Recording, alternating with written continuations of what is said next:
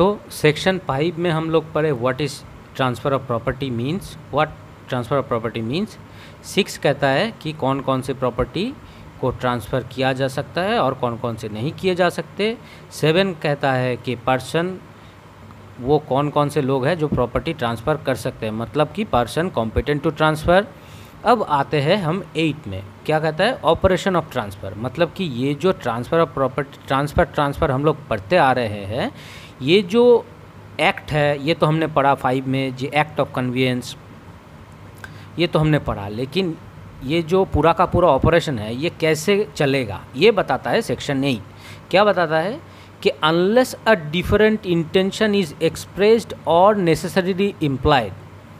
मतलब अगर कोई और मंशा और इंटेंशन इज़ एक्सप्रेस्ड और नेसेसरीली इम्प्लाइड, कहाँ पर इम्प्लाइड, मतलब कि जो एग्रीमेंट बन रहा है ट्रांसफ़र का, जो डॉक्यूमेंट बन रहा है या पार्टी के बीच में जो ओरली जो बातचीत हो रही है, उसमें अगर कोई और मंशा या इंटेंशन अगर नहीं देखा जाता और नहीं लिखा जाता और कहा जाता, तब अनलेस ए डिफरेंट इंटेंशन और इज़ एक्सप्रेस्ड और नेसेसरीली इम्प्लाइड, ये कोई दूसरी मंशा और इंटेंशन जो है ये एक्सप्रेस भी होता है, हो सकता है, और इम्प्लाइड भी हो सकता है। अनलेस ये हो, a transfer of property passes forthwith to the transferee all the interest which the transferor is then capable of passing in the property and in the legal incidents thereof। मतलब ये first जो paragraph है 8 का सिर्फ ये कहता है, अगर कोई और तरीके की बात ट्रांसफ़र डीड में हो या ओरली हो, पार्टी के बीच में हो, अगर कोई और इंटेंशन एक्सप्रेस और इम्प्लाइडली कहा नहीं जाता और एक्सप्रेस किया नहीं जाता, तो फिर ट्रांसफ़र ऑफ प्रॉपर्टी का मतलब जब भी ट्रांसफ़र हो रहा है, मतलब कि ट्रांसफ़र की प्रक्रिया जब भी कंप्लीट हो रहा है तभी पासेस forthwith, मतलब कि तब के तब ये पूरा का पूरा प्रॉपर्टी दूसरे के पास चला जा रहा है। और इससे मतलब कि ये प्रॉपर्टी क्या है, प्रॉपर्टी तो जा रहा है, मतलब लैंड प्रॉपर्टी, जब प्रॉपर्टी वर्ड दिमाग में आता है तो आप सिर्फ लैंड दिमाग में मत लाइएगा, आप प्रॉपर्टी को इस तरीके से याद करिए कि property is a bundle of rights. ये होता है प्रॉपर्टी का डेफिनेशन। प्रॉपर्टी क्या होता है, property is a bundle of rights. तो जब भी कोई इसको ट्रांसफ़र करता है, पूरे के पूरे उसके पास जो राइट्स है, अब ये अगर एक लैंड के रिस्पेक्ट में है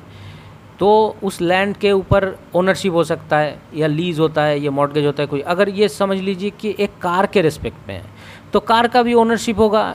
right to enjoy, right to use, ये सब होगा। तो क्या होता है, तो घुमा फिरा के बात वहीं पर आके रुकती है कि property is a bundle of rights.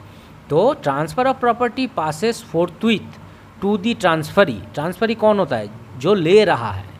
मतलब कि जिसको दिया जा रहा है, तो वो ट्रांसफरी, और जो दे रहा है कौन है, वो ट्रांसफरर। तो ट्रांसफरर जब कोई प्रॉपर्टी ट्रांसफ़र करता है, ये passes forthwith to the transferee, transferee के पास तब के तब क्या चला जाता है, all the interest which the transferor is then capable of passing in the property, मतलब ट्रांसफरर के पास जितने भी इंटरेस्ट थे उस प्रॉपर्टी के रेस्पेक्ट में, सब के सब ट्रांसफरी के पास चला जाता है तब के तब, and in all the legal incidents thereof, और इसके जो लीगल राइट्स है वो भी चले जाते हैं। ठीक है ना। तो अगर कुछ नहीं बताया जाए तो तब के तब, यानी कि पासेस forthwith हो जाएगा। और अगर कुछ मतलब कि समझ लीजिए एक प्रॉपर्टी हमने किसी को बेची और वहाँ पे सेल डीड में हमने लिखवा लिया कि हाँ हम आपको प्रॉपर्टी बेच रहे हैं, आज बेच रहे हैं, पूरा का पूरा कंसिडरेशन मनी आज ले रहे हैं, लेकिन आप इस प्रॉपर्टी में एंटर 1 साल बाद करोगे। अब वो जो बेचारा खरीद रहा है वो भी इस टर्म से एग्री करता है, उसको कोई दिक्कत नहीं है, वो कह रहा है ठीक है हम पूरा का पूरा कंसिडरेशन मनी अभी दे रहे हैं, हम 1 साल बाद ही एंटर करेंगे। ठीक है, मतलब बेचारा कहने का ज़रूरत नहीं है कि ये मर्केंटाइल मार्केट में कुछ भी हो सकता है, मतलब वो अगर देख रहा है कि 1 साल बाद ही सही लेकिन फिर भी मेरा प्रॉफिट होगा, तो ऐसे अगर हो तो ही forthwith नहीं होगा। अगर कुछ भी कहा नहीं जाए इंटेंशनली, आई मीन एक्सप्रेसली और इम्प्लाइडली, तो फिर forthwith हो जाएगा, तब के तब ट्रांसफ़र कंप्लीट हो जाएगा। अब देखिए ये जो कहा गया कि in the legal all the legal incidents thereof, ये जो ऑल द लीगल, ये कौन से इंसिडेंट्स है, क्या क्या मीन करते हैं ये। तो यहाँ पर बताया गया such incidents include where the property is land, मतलब जब वो प्रॉपर्टी लैंड है तो the easements annex thereto, मतलब उस प्रॉपर्टी के साथ जो इजमेंटरी राइट्स एनेक्स्ड है, अटैच किए हुए हैं, वो चले जाते हैं। अब इजमेंटरी राइट हम सेक्शन 6 पढ़ने के समय हमने बहुत सारा discussion easementary right, servient dominant heritage, ये सब डिस्कस हमने किया, वो वीडियो सेक्शन 6 वाला वीडियो अब थोड़ा सा देख लीजिए। तो इजमेंट एनेक्स देयर टू, और क्या जाता है, the rents and profits thereof accruing after the transfer, मतलब जिस वक्त ये ट्रांसफ़र का प्रोसेस कंप्लीट होता है उसके बाद से जितने भी उस प्रॉपर्टी के रेंट या प्रॉफिट एक्रू होंगे सब के सब किसके पास जाएंगे, ट्रांसफरी के पास जाएंगे, नॉट की ट्रांसफरर। अब देखिए ट्रांसफ़र अगर हो ही गया है तो ट्रांसफर ही तो प्रॉपर्टी का ओनर बन चुका है, अब ट्रांसफरर के पास क्यों जाएगा, ट्रांसफरर तो इस प्रॉपर्टी का अब कुछ भी नहीं लगता, ट्रांसफर ही सब कुछ है।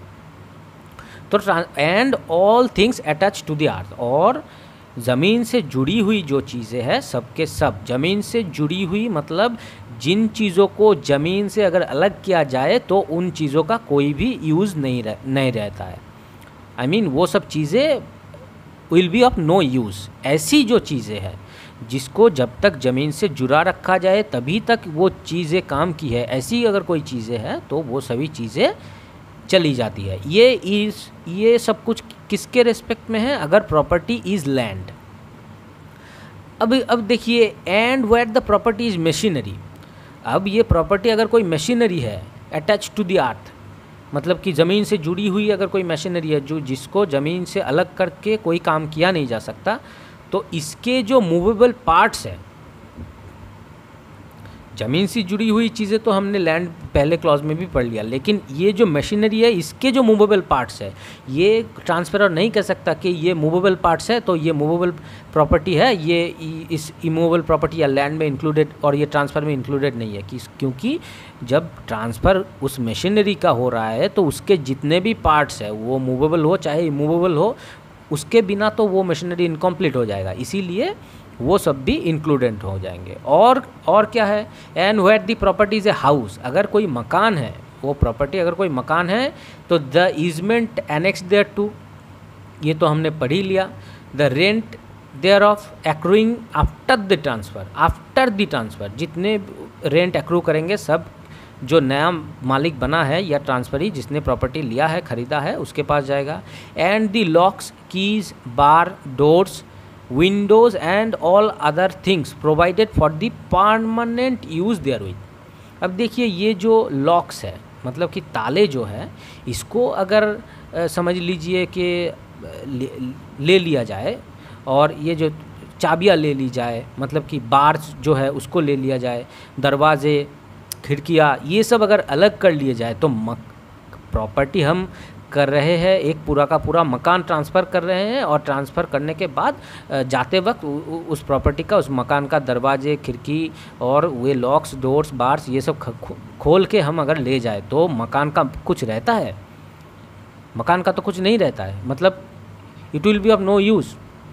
तो इसीलिए जब ये प्रॉपर्टी एक मकान होगा तो इसके साथ, इस मकान के साथ इजमेंटरी राइट जाएगा, और अगर रेंट है, कोई समझ लीजिए एक टेनेंट है, उसका जो रेंट है वो सब रेंट इसके पास जाएगा, और locks, keys, bar, doors, Windows and all other things provided for permanent use their with, मतलब जो चीज़ें अगर आप जाने से पहले अगर आप कहे कि हम दरवाज़ा खोल के लेके जाएंगे, ये नहीं होगा। अब क्या बताया गया कि and where the property is a डेप्ट। अब ये देखिए ये वाला जो है and where the property is a डेप्ट, मतलब कोई कर्जा अगर है, and other actionable claim. Actionable क्या है, हमने एक्शनेबल क्लेम क्या होता है हमने पहले वीडियो में डिस्कस किया है। तो अगर प्रॉपर्टी डेप्ट है, ये एक्शनेबल क्लेम है, दी सिक्योरिटीज़ देयर ऑफ, ये है ना, the securities therefor except where they are for other debts और claims nor transfer to the transferee. मतलब ये जो डेप्ट है और एक्शनेबल क्लेम है, इनके जो सिक्योरिटी है वो सब भी ट्रांसफ़र हो जाएंगे, except where they are also for other debts and claims. मतलब उस एक सिक्योरिटी से ही अगर कोई और डेप्ट और एक्शनेबल क्लेम को सिक्योर किया गया है तो उतना ट्रांसफरी के पास नहीं जाएगा, बाकी पूरा का पूरा चला जाएगा। But not arrears of interest accrued before the transfer. अब देखिए बिफोर द ट्रांसफ़र जो एरियर्स ऑफ इंटरेस्ट मतलब जितना इंटरेस्ट ड्यू हो चुका है ट्रांसफरर के पास, वो तो ट्रांसफरर का ही हक बनता है ना। जो लैंडलॉर्ड जो ट्रांसफ़र कर रहा है, जब तक उसके जब तक वो मालिक थे उस प्रॉपर्टी का, तब तक का जो भाड़ा अगर एक्रू हो जाता है मतलब ड्यू पड़ जाता है तो लैंडलॉर्ड के पास ही जाना चाहिए, ना कि लैंडलॉर्ड अगर उसको ट्रांसफ़र कर दे तो पूरा का पूरा ट्रांसफरी के पास जाएगा।